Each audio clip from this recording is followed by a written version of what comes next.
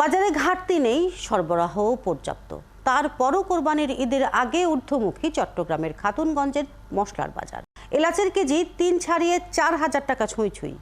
এ সপ্তাহে ৩০ থেকে ৮০ টাকা পর্যন্ত বেড়েছে দারুচিনি, লবঙ্গ, গোলমরিচের দাম। জিরা ও রসুনের দাম কমলেও ঊর্ধ্বমুখী পেঁয়াজ, আদার দামও। প্রণবেশ চক্রবর্তীর প্রতিবেদন, ক্যামেরায় ছিলেন জহিরুল ইসলাম। গত বছর ঈদুল আজহার সময় খাতুনগঞ্জে এলাচ বিক্রি হয়েছে ১,৮০০ টাকায়। এবছর সেই এলাচ বিক্রি হচ্ছে ৩,২০০ টাকা থেকে ৩,৮০০ টাকায়। এলাচের পাশাপাশি বেড়েছে লবঙ্গ, গোলমরিচের দাম। গত ৩ দিনে পাইকারি বাজারে গোলমরিচের দাম কেজিতে ৭০ থেকে ৮০ টাকা বেড়ে বিক্রি হচ্ছে ৯০০ টাকায়। দারুচিনি আর লবঙ্গের দাম কেজিতে ৩০ থেকে ৬০ টাকা বেড়েছে। যে পণ্যগুলো আমরা আমদানি নির্ভর, সেগুলো বিশ্ববাজারের কি দাম আছে সেই হিসাবে সে অনুপাতে আমাদের এখানে আসলে কেনা বেচা হয়। আমি যদি বলি, আপনার উদাহরণস্বরূপ যে এলাচের কথা বলি, আজকে গত ৬ মাসের ব্যবধানে এলাচের দাম এখন জন্ম সনদ দিয়ে খোলো বিকাশ স্টুডেন্ট অ্যাকাউন্ট।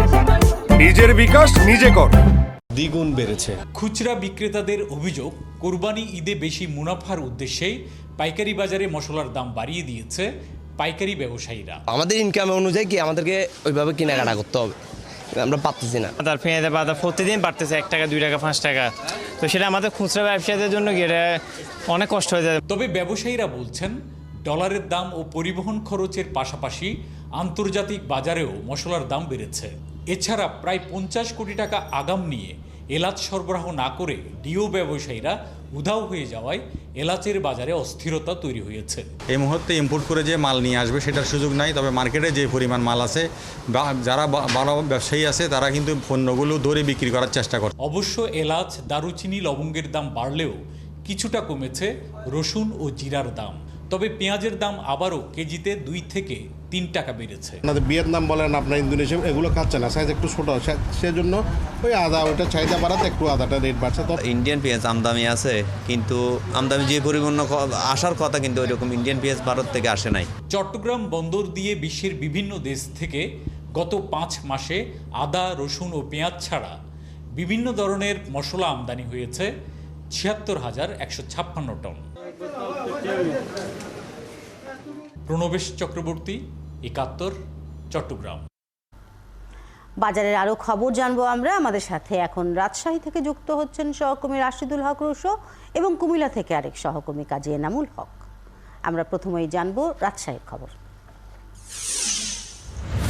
রুশো, ঈদকে কেন্দ্র করে এবারও চড়া মশলার বাজার। সেক্ষেত্রে ক্রেতারা কি বলছেন এবং সরবরাহ কতটা স্বাভাবিক আছে?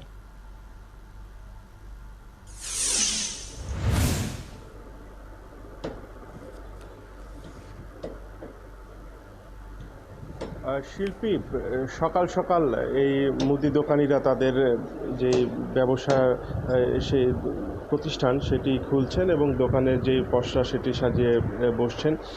আপনি যেমনটি বলছিলেন, সংবাদেও আমরা দেখছিলাম যে এই কুরবানির ঈদকে সামনে রেখে কিন্তু সব ধরনের মশলার দাম বেড়ে গেছে।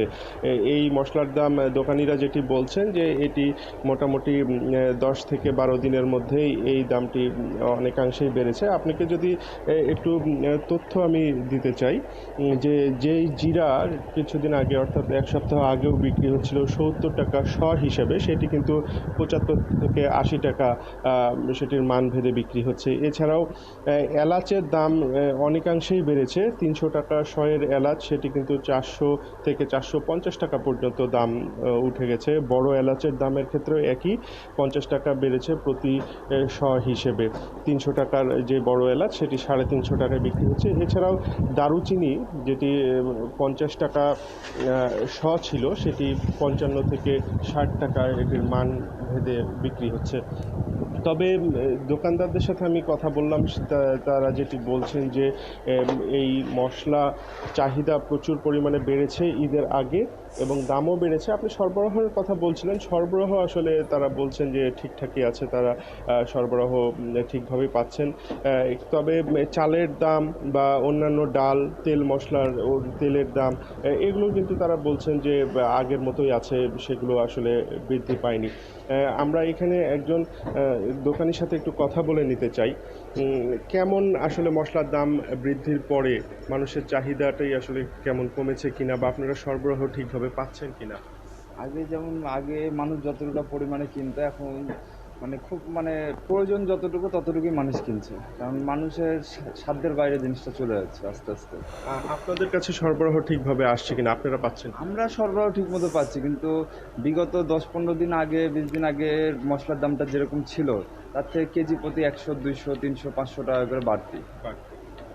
জি, শিল্পী, আসলে যেটি পরিষ্কার যে মশলার দাম বৃদ্ধি পাওয়ার কারণে কিন্তু তাদের যে বিক্রি, অর্থাৎ ক্রেতার যে যতটুকুই প্রয়োজন তারা আসলে ততটুকু, বা হয়তো প্রয়োজন থেকে কিছুটা প্রয়োজন কমিয়ে সেখান থেকে তাদের বাজেটকে সমন্বয় করতে হচ্ছে।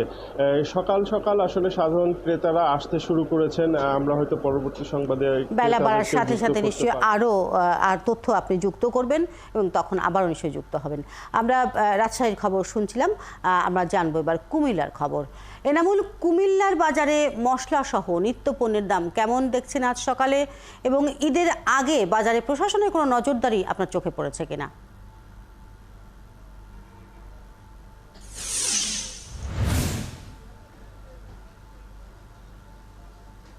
শিল্পী, মূলত হচ্ছে ঈদকে উপলক্ষে চাহিদা যে পণ্যগুলো আছে সেই পণ্যগুলোর দাম প্রতিদিনই বাড়ছে, কমতির কোনো কথা নেই। এবং গতকালকেও প্রশাসনের একটি সভা হয়েছে, কিন্তু সভাটি সেই জায়গা পর্যন্তই কিন্তু শেষ, বাজারে কিন্তু তার প্রভাব পড়েনি।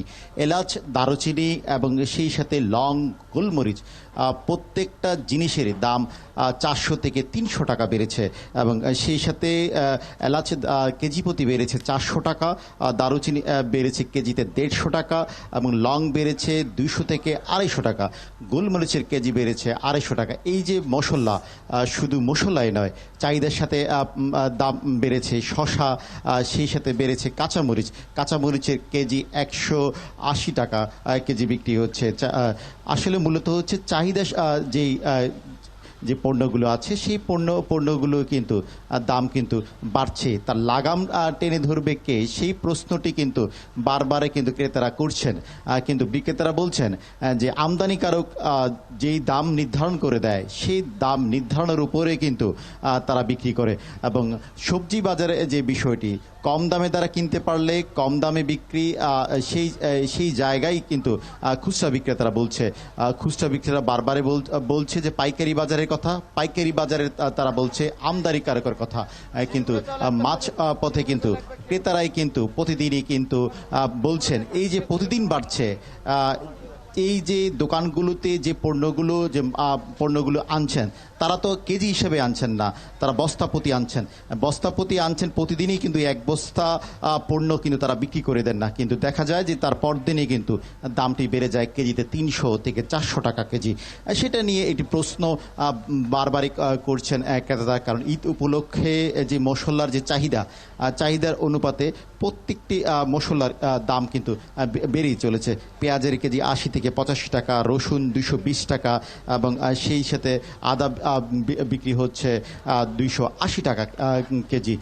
পণ্যের দামের যে বাড়তি, সেটা নিয়ে এক প্রকার খুচরা ব্যবসায়ীরা তারা হিমশিম খাচ্ছেন, কারণ প্রতিদিন পাইকারি বাজারে পণ্যের দাম বাড়ছে। সেই অনুপাতে তারা যখন বিক্রি করতে যাচ্ছেন ক্রেতাদের কাছে, হার হামেশাই তার বাক বিতণ্ডায় কিন্তু জড়িয়ে পড়ছেন, কারণ প্রতিদিনই কিন্তু প্রশাসনের নজরদারি কি চোখে পড়েছে আপনার? বাড়ছে।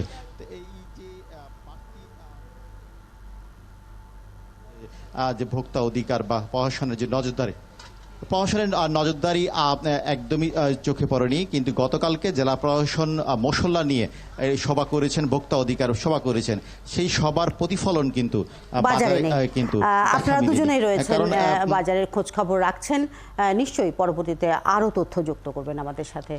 দর্শক, আমরা শুনছিলাম বাজারের খবর। সহকর্মী রাজশাহী থেকে রাশিদুল হক রুশো এবং কুমিল্লা থেকে কাজী নামুল হক এতক্ষণ যুক্ত ছিলেন আমাদের সাথে।